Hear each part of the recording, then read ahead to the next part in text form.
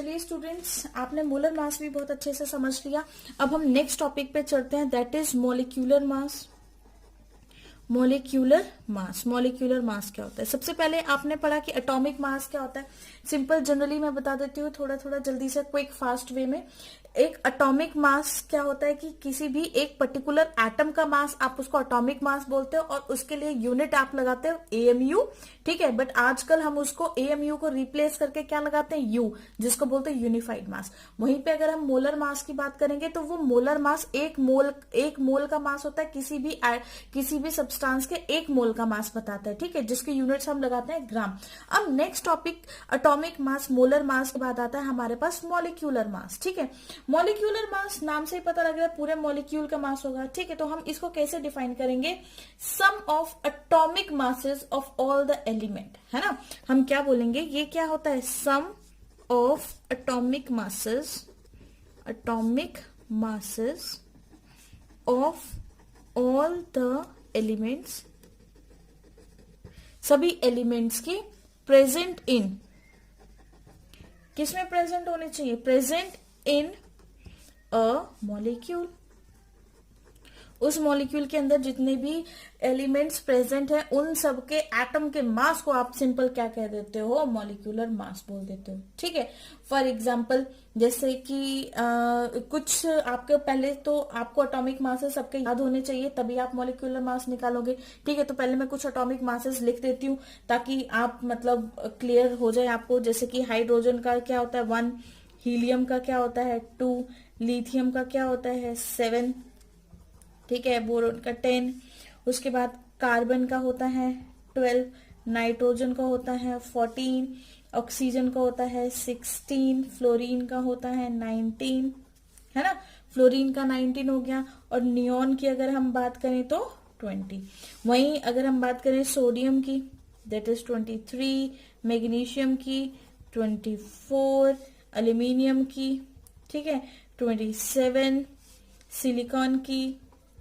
Silicon is 28, okay, phosphorus is 31, sulfur is 32, chlorine is equal to 35.5, ठीक है, potassium is equal to 39, ठीक है। और वहीं पे कैल्शियम इज इक्वल टू 40। ये मैंने 20 तक एटॉमिक नंबर के आपके सबके डाल दिए। अब आगे कुछ ऐसे टर्म्स होते हैं जिनके आपको याद होने चाहिए, जैसे कि मैं बोल देती हूँ आयरन, है ना। आयरन का कितना होता है? 56 रहता है आयरन का। क्रोमियम की बात करें तो उसका 52 रहता है, ठीक है। लेड, क्रोमियम के बाद जिंक, कॉपर की बात करें, पहले कॉपर लिख लेते हैं। कॉपर का रहता है 63.5, ठीक है, ये आपका कॉपर का आ गया। अगर मैं जिंक की बात करूं तो जिंक का रहता है सिंपली 65, ठीक है। ब्रोमीन की बात करें तो ब्रोमीन का रहता है 80। मैग्नीज की बात करें, Mn की बात करें तो Mn का रहता है 55, ओके। नेक्स्ट हम और भी कुछ मेटल्स लेते हैं। ब्रोमीन भी हो गया हमारे पास। बेरियम ले लेते हैं, हाँ, बेरियम भी बहुत पूछा जाता है। बेरियम का होता है 137, सिल्वर का होता है 108, है ना, सिल्वर का 108 होता है। मरकरी का तो सबसे सिंपल है 200 भाई, ठीक है, 200, ओके। लेड, पीबी यहाँ पे लिख देते हैं। पीबी का कितना होता है आपका? 208, क्लियर है। अब ये जो कुछ टर्म्स थे, कुछ सिंबल्स थे, और जिनके हमारे पास क्या है, एटॉमिक मासेस गिवन है, इसके बेसिस पे आप कोई भी मॉलिक्यूलर मास निकाल लेंगे। फॉर एग्जाम्पल अब मैं आपको मॉलिक्यूलर मास देती हूँ H2O का निकालने को, ठीक है। H2O का निकालना है तो मैंने आपको क्या बोला? Sum of atomic masses. Atomic mass का सम होगा सभी एलिमेंट्स का जो उस मॉलिक्यूल में होंगे। तो यहाँ पे मॉलिक्यूल है H2O, ठीक है। और इसमें H2O के अंदर H2O मतलब 2 हाइड्रोजन, एक हाइड्रोजन को यहाँ पे लिखो प्लस एक हाइड्रोजन प्लस एक ऑक्सीजन, ठीक है, इन्हीं का सम निकालना है। तो हाइड्रोजन का क्या गिवन है बेटा आपको? 1, यहाँ पर भी आप लिखेंगे 1 प्लस 16, तो टोटल कितना हो गया आपका? 16, 17 एंड 18। समझ में आए? आपका मॉलिक्यूलर मास कितना हो गया? 18। क्लियर है ये बात? ओके। नेक्स्ट अगर हम वहीं पर बात करें, अब मैं नेक्स्ट देती हूँ CaCO3 का देती हूँ, कैल्शियम CaCO3, कैल्शियम कार्बोनेट का देते हैं, ठीक है। कैल्शियम का कितना है? 40, ठीक है, प्लस कार्बन का कितना होगा? 12, प्लस ऑक्सीजन कितना होगा? 3 × 16, है ना।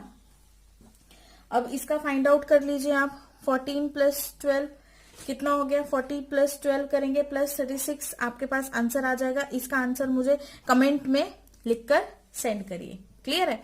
उसी तरह से मैं आपको एक दो क्वेश्चन और देती हूँ जो आपने सॉल्व करने हैं, ठीक है, और सॉल्व करके मुझे नीचे कमेंट सेक्शन में आप सभी बच्चे आंसर सेंड करेंगे, सो दैट कि मुझे पता लगे कि हाँ आपने कुछ यूजफुल वर्क किया है।